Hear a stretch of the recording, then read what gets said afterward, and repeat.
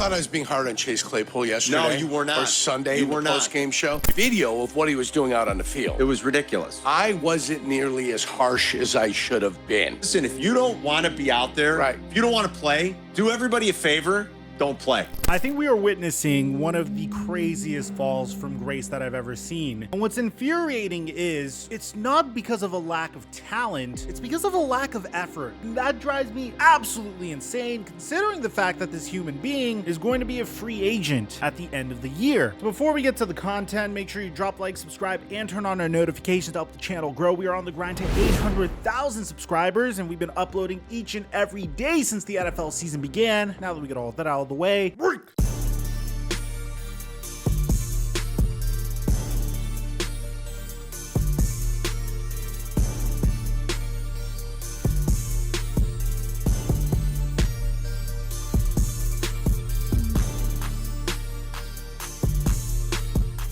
brings a huge smile to my face.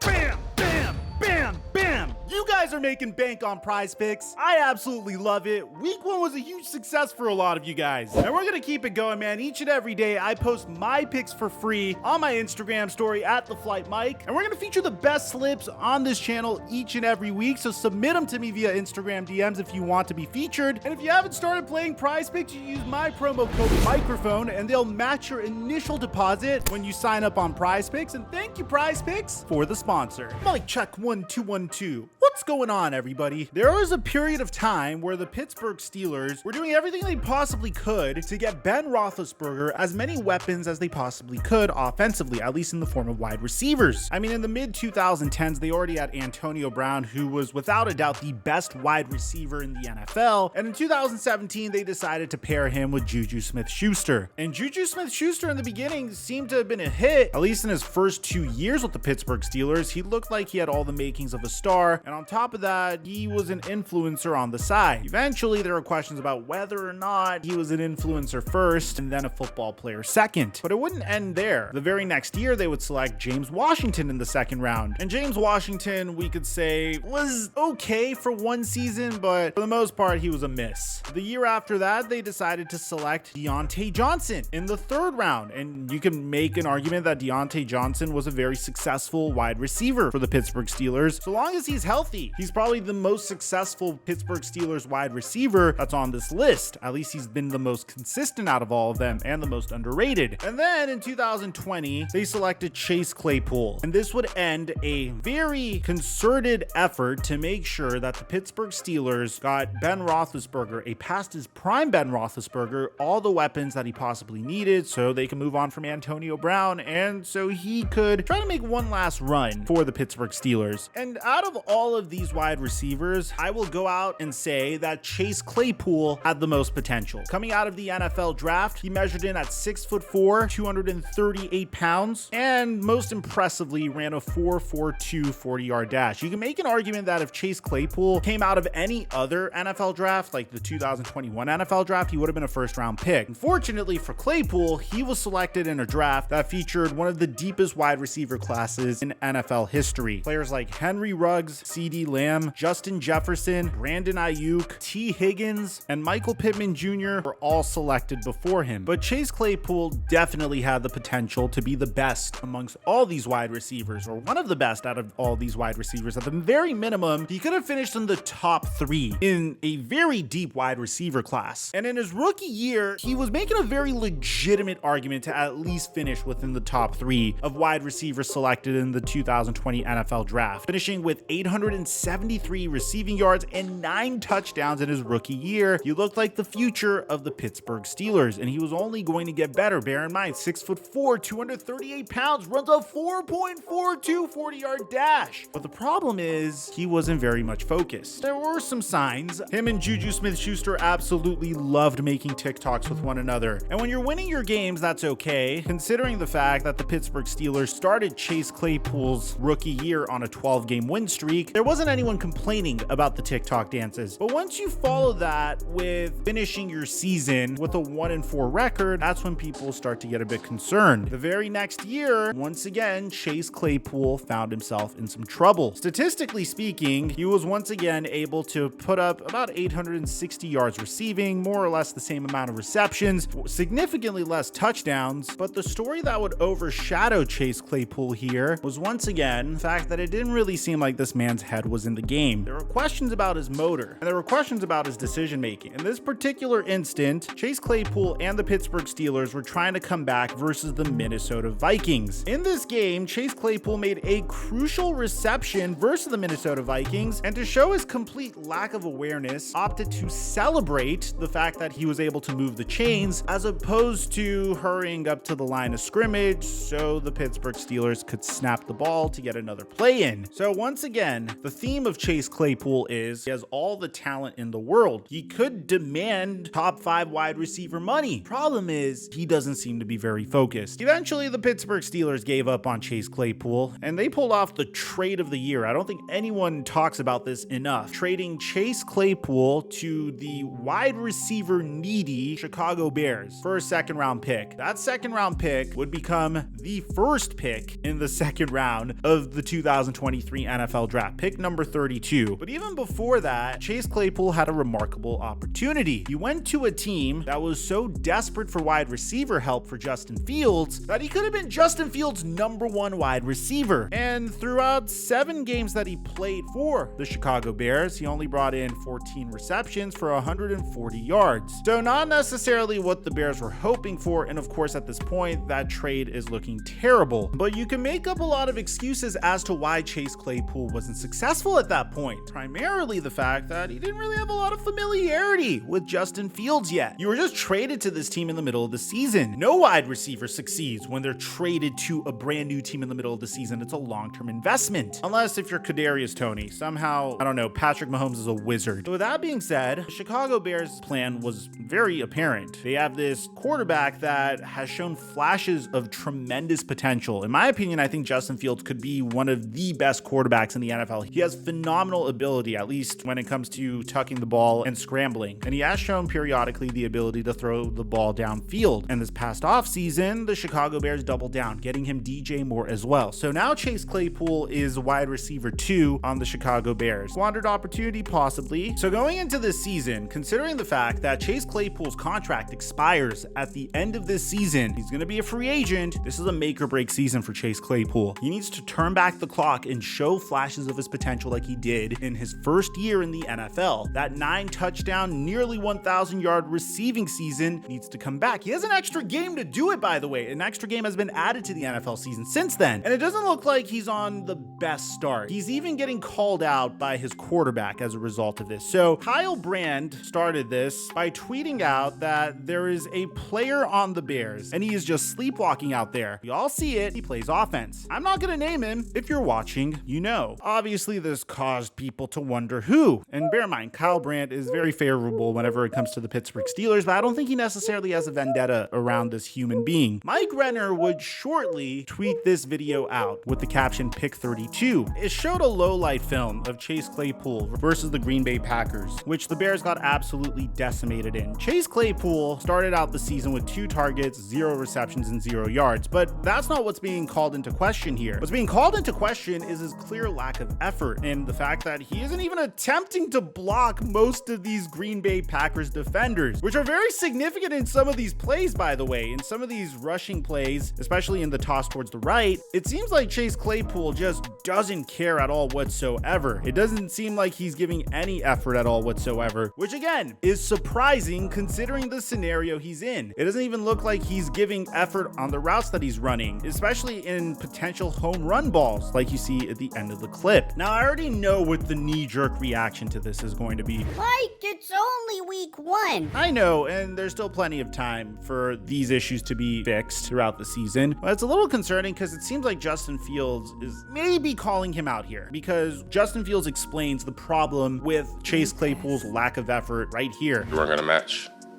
Sorry, we're going to throw it out there and, let our guys work, but just didn't do our best at perimeter blocking, blocking on the edge for our guys to catch the ball and run. So again, it is just week 1, but whenever it's week 1, typically the issues you're working on might be maybe a quarterback misses a throw. Hey, maybe you make a mental error or a mental mistake and you miss a key block. But in this case, if you look at the clips, once again, that's not the issue here. The issue here is the fact that it seems like Chase Claypool doesn't care. Again, he had the opportunity to potentially catch a defensive back in the route that he's running, and it seems like he doesn't even care. It seems like he's giving the least effort whatsoever when he's going in and out of this route. I don't know. Maybe I'm overreacting. I just felt like it was worth being brought to your attention. It really bothers me because I think Chase Claypool has all of the potential in the world, but you could have all the potential in the world. You could have all the God-given talent in the world, but if you don't make the most out of that God-given talent, you don't pair that with some work ethic, and what's the point? At the end of the day, there's a phrase that I live my life by, and that's the fact that luck is when preparation meets opportunity. Chase Claypool got lucky. He could be the wide receiver 1 of the Chicago Bears. He could have been the wide receiver 1 of the Chicago Bears last year, but he just wasn't prepared for the task. Worst part is, he still doesn't seem like he's prepared. So let me know in the comment section down below. Do you think this could be the end of Chase Claypool? I'd like to hear what you have to say. Aside from that, I'm your boy Mike, and I'm dropping our mic until our next upload.